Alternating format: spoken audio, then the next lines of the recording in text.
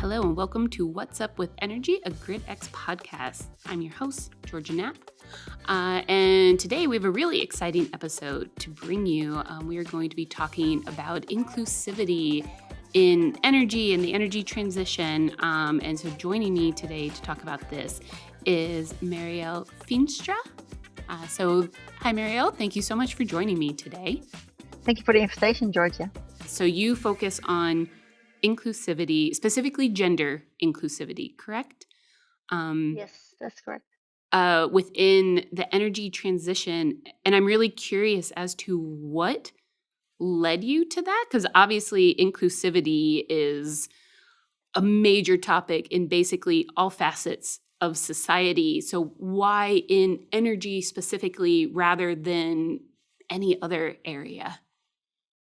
Well, that's a nice question. It's not been asked many times in my career, but it started when I did my master thesis in 2002, and I was working um, with an internship in at the United Nations at that time. Hmm. With the UNIFEM, the women's organization of the United Nations, and then I realized, being trained at the Technical University in the Netherlands in political science, that the combination of a technology-driven policy and technology-driven projects are often overlooked when we talk about gender mainstreaming and women empowerment. Back in those days, I mean, I'm revealing my age here, but around in the late 90s, there was quite a lot of talk on gender mainstreaming and sustainability, but then more in agriculture, water, health, of course, education, but not on energy. But you can have food, but if you can't cook it, it's useless. No, you can go to school, but if you don't have transport to bring you to school, it's useless. No, you can have internet access or computer access, but if you can't charge your appliances, well, Yeah. it runs out. So having this access to energy is not a given, and that's why I realized that was definitely an area that I would like to focus on in my academic work. And well, more than 25 years later, yeah, that's where we are now. Yeah. And like, why is inclusivity and diversity so vital to energy tech specifically? I mean, of course, I understand. I've been working along with many engineers and tech designers to understand their arguments. And of course, technology in itself is, in that sense, gender neutral.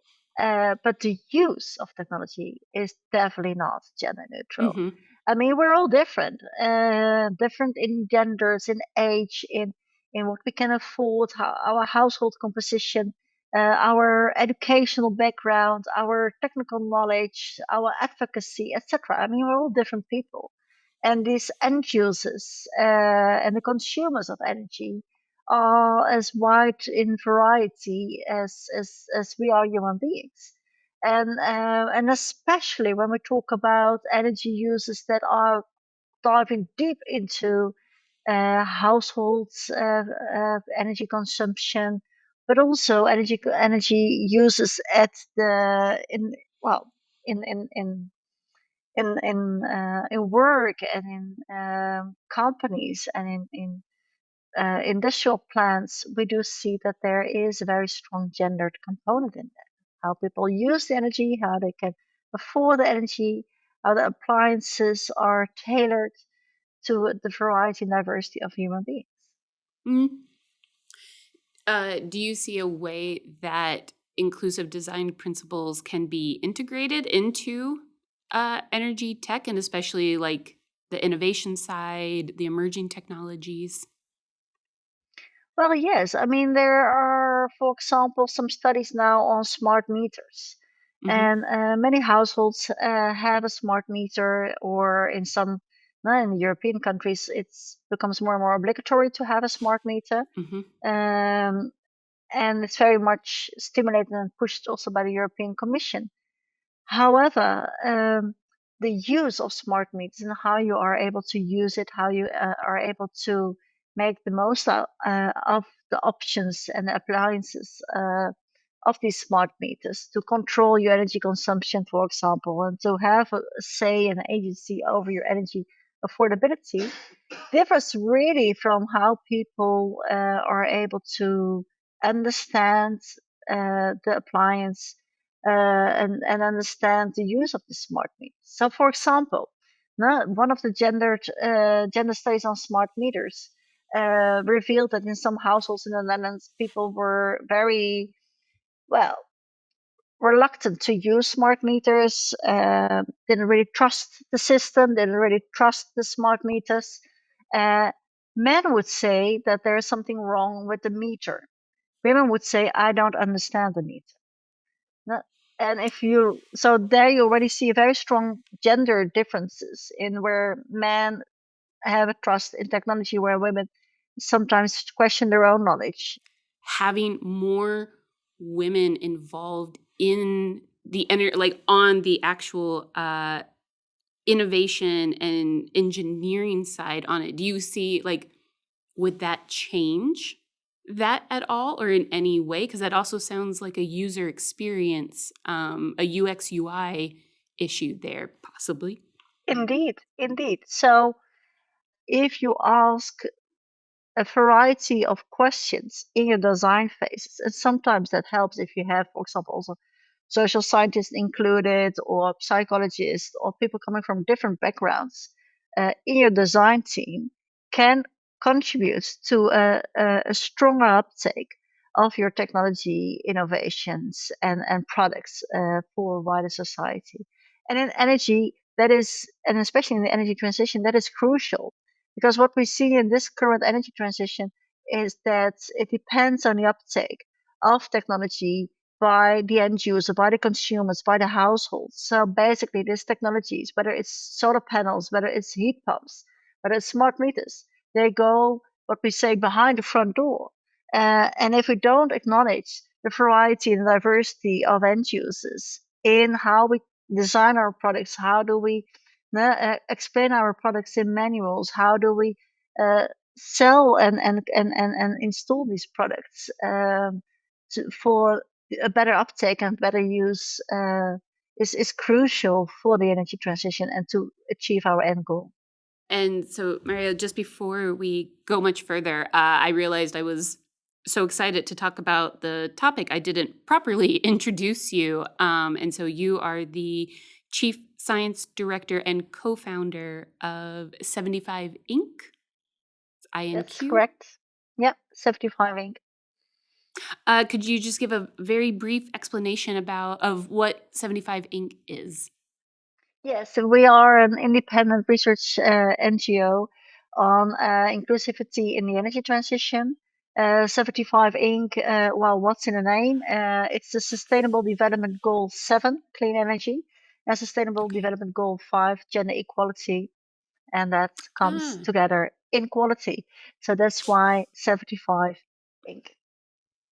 ah, very. And how long has 75 Inc. been around? Since 2021, and I'm the co-founder, and we founded based on my PhD thesis, which I defended in 2021 on gender and energy transition policy in Europe. We have a research, well, very strong research pillar in which we do contract research and evidence-based and data-driven policy advice for both the national government, but also the European Union and international organizations. And we have a growing community of female professionals in the energy transition. Currently, we're over 1,200 women. Mostly based in the Netherlands, and we organize conferences, intervisions, networking events, etc., to keep female talent in the energy transition. And so, because we were just talking about the technology and innovation, but then I want to switch a little bit to talking about policy as well, because that's obviously another big area that you work in.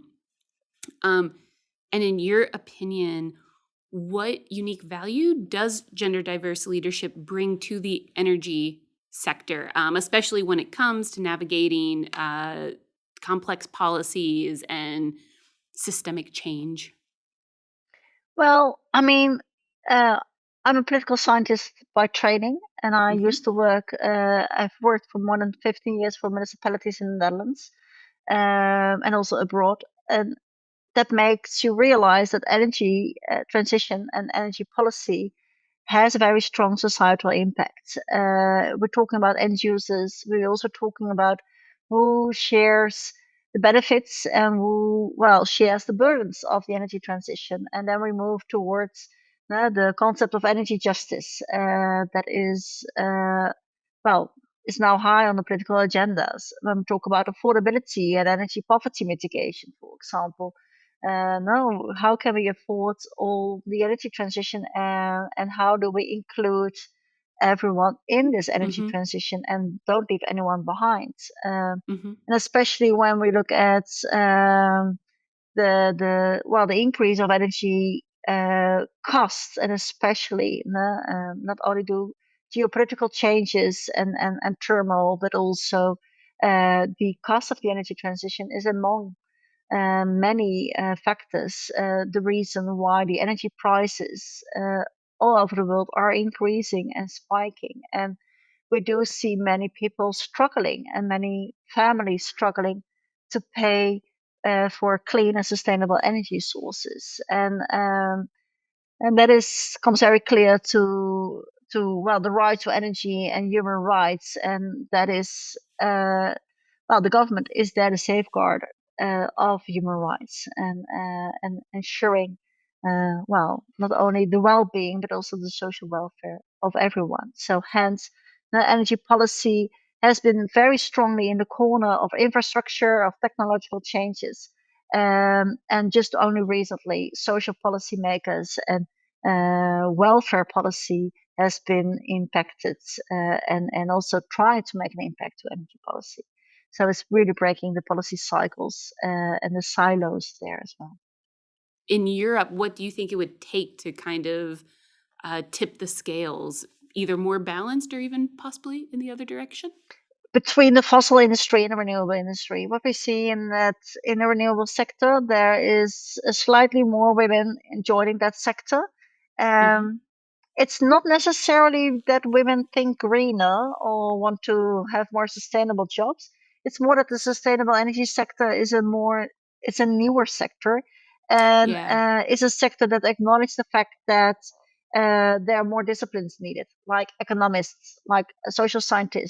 Mm. are entering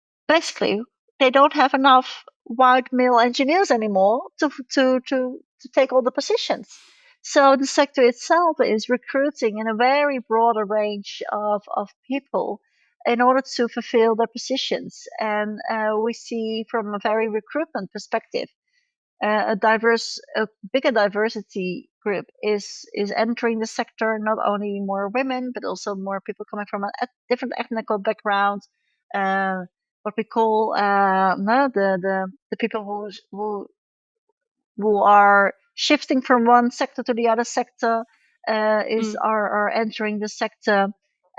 So the recruitment numbers are huge, but we also see the diversity in the sector increasing.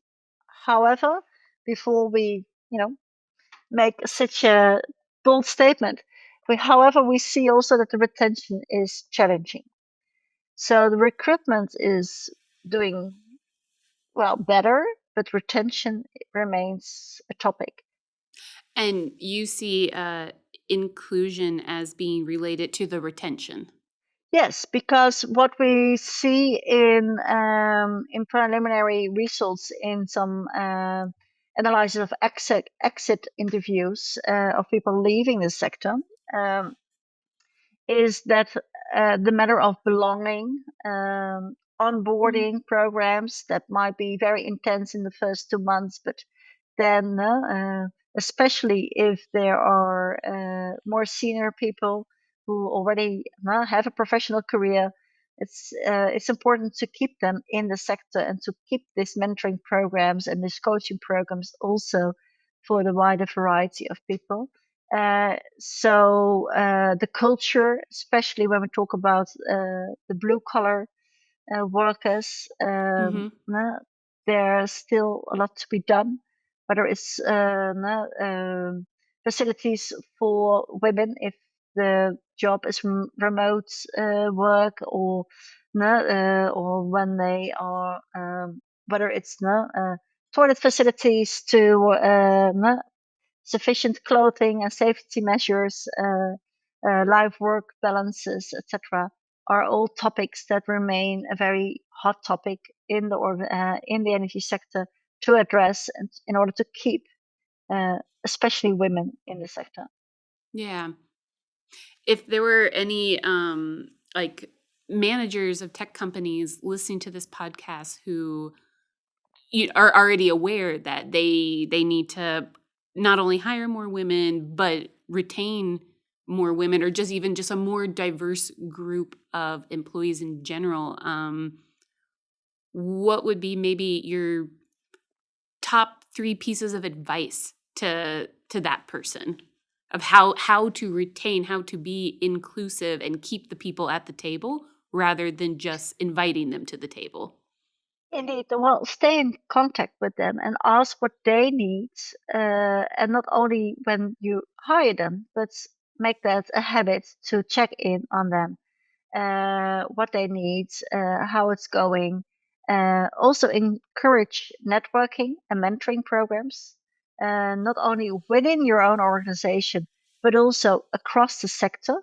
We often see a difference between men and women in networking. Women tend to have networks within their own organizations, men tend to have networks within the sector.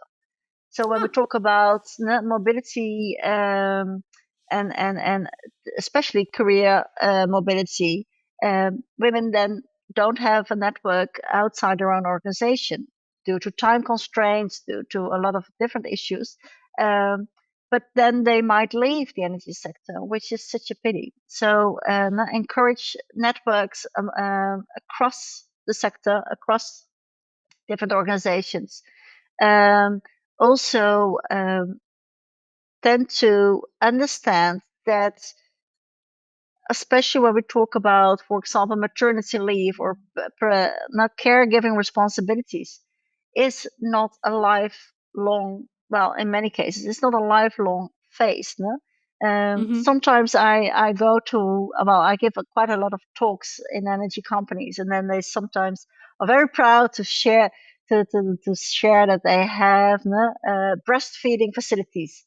So, wow, that's great, but I have 2 children. I only needed that 2 times 3 months. No? It's 6 months in my Yeah. whole career, and I'm working 50 years. No? So no, it's and what we also see, if you extend caregiving responsibilities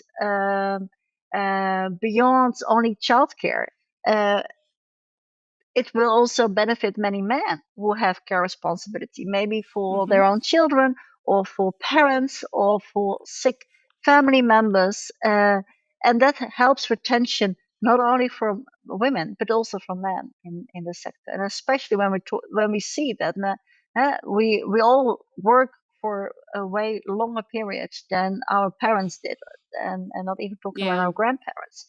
So that brings also um, yeah, different opportunities to keep your well your employees happy and satisfied within their own work.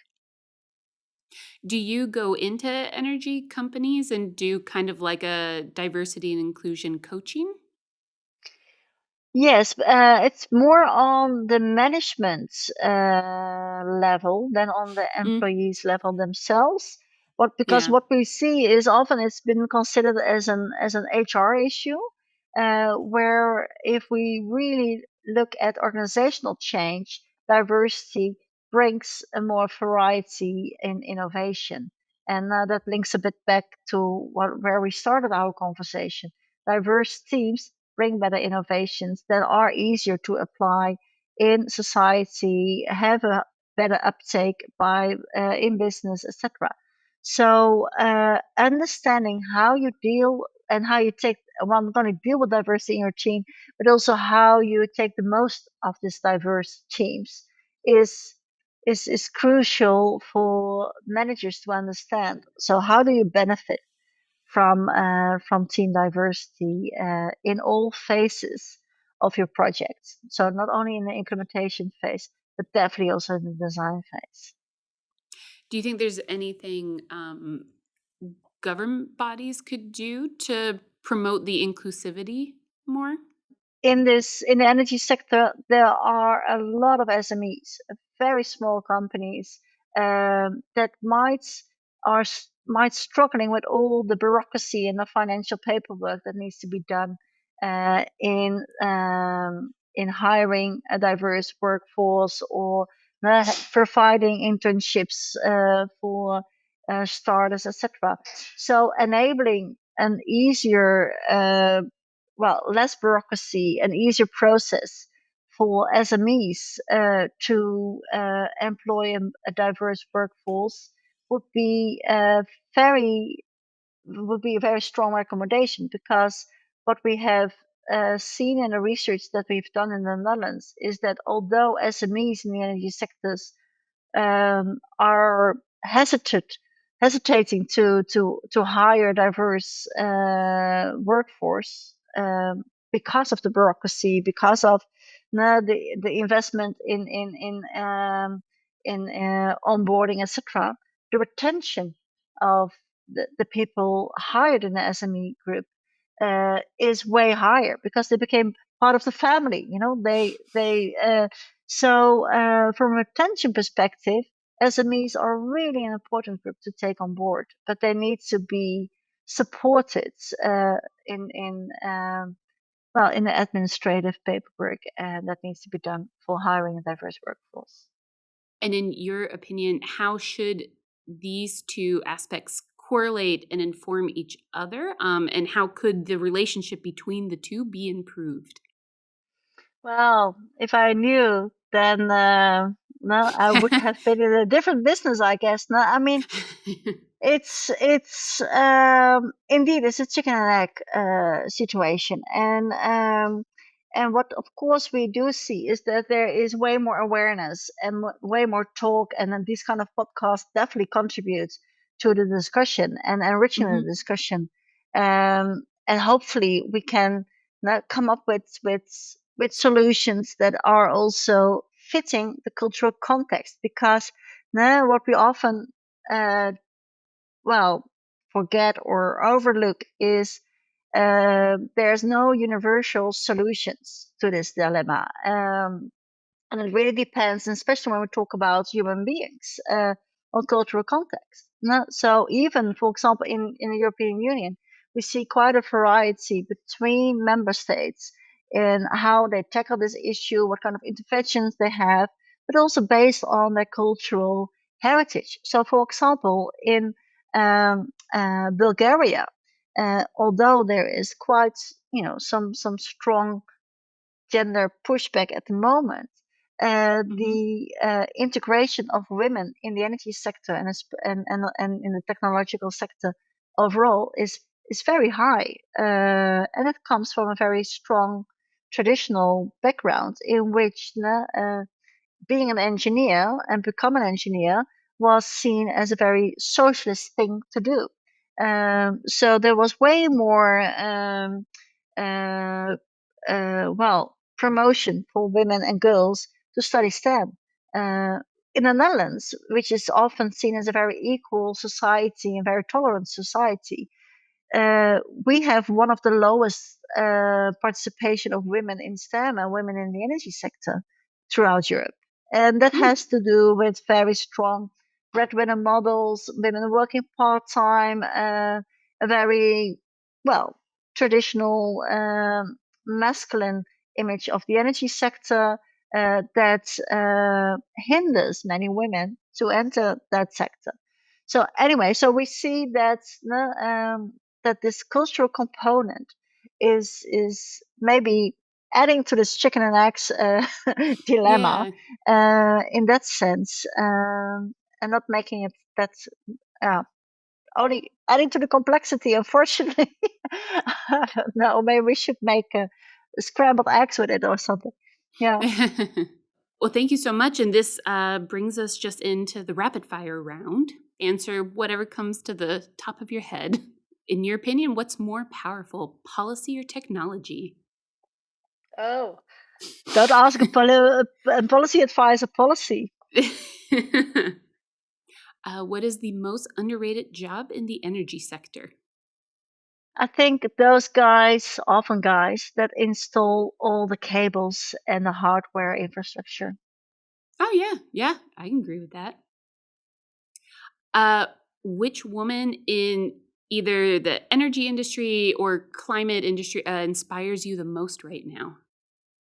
It's a female founder of a very small SME that is developing floating solar panels on the North Sea that can be installed between the windmills and the offshore windmills and contributes to a higher efficiency of those offshore wind parks. And if she can is able to pull that off into a very strong business model, I think that's a golden solution. Nice. What is a smart home gadget you can't live without? I don't have that many smart home gadgets. I'm living in a house of the 1890s and a Oh my very gosh. strong, yes, indeed, wonderful stained glass windows, etc. Uh, if there is something that I really appreciate, it's of course my Wi-Fi, Mm-hmm. and my music. I have one of those music speakers that you can install Yeah. and have it remotely controlled. And I love to have music all over in my house. Nice. If you had an energy leadership toolkit, what is something unexpected in there that would help you lead? A cup of coffee. I think Hmm. we should have more conversations with uh, people coming from another perspective. We need more coffee talks. If the energy transition were a movie, what genre would it be? Oh, from the top of my head, I would say a western because it has some pioneering, it has some cowboys in there, it has some wild desert and crazy sunsets. So yes, a western movie it would be. And then my last question is, what is one thing you wish every young girl knew about energy tech? That is not as scary as it might look, and that we all need energy, and it's important to understand that energy has no gender and we can all work with it and enjoy it and have our own, whether it's boy or girl, whether it's whoever Hmm. gender you identify yourself in. I'm not tech savvy. I can switch an energy bulb and that's it.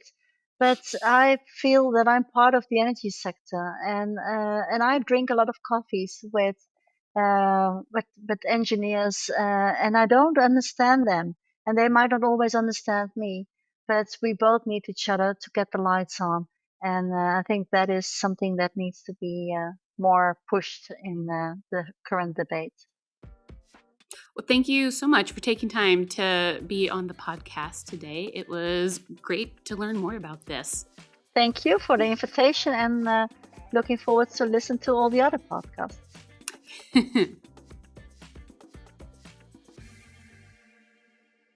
If you'd like to learn more about the world of renewable energy or energy management systems, be sure to check out our website, gridx.ai, where we produce regular blogs and glossaries about the subject.